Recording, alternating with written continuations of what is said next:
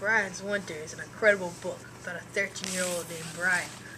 Brian is forced to stay in the wilderness after his plane crashed on the way to Canada to visit his dad. This book is a companion to the book Hatchet. In Hatchet, Brian finds a radio in the plane is used to single other planes, but this book is about if Brian didn't have the radio. How would he survive in the winter? Brian did not have much to help him, except a few items, which are a jacket, a shirt, and a hatchet his mother gave to him, and a survival kit that was contained from the plane.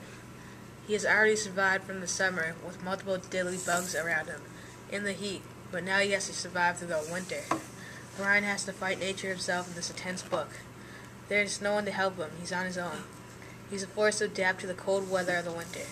Brian's first waterproofs his shelter. Then he made snowshoes out of sticks. Brian can't depend on fish anymore.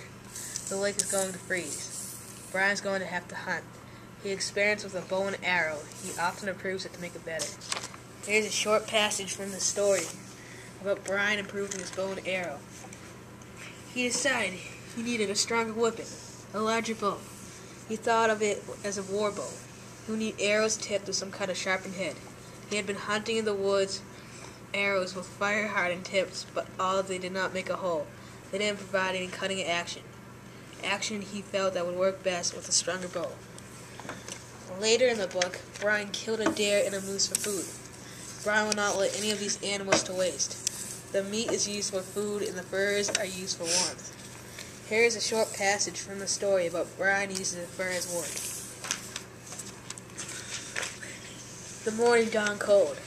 More ice around the edge of the lake, and the geese and ducks were flying almost constantly now.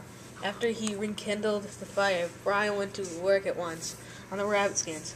He folded the rectangle over on itself, with the fur on the inside sewed up the sides, leaving two holes about 6 inches across the top on each side. Then he cut a large enough hole for his head in the fold and pocket and pulled the whole thing down over his head. Later in the story, Brian then finds Native American tribes 100 meters away from his shelter. The Native American tribe gets supplies sent there by plane. Brian takes a ride on the plane on the way home. He goes home and meets his family and friends. Brian should be the next Bear Grylls. He could adapt to nature and his surroundings and the best out of a bad situation in the wilderness.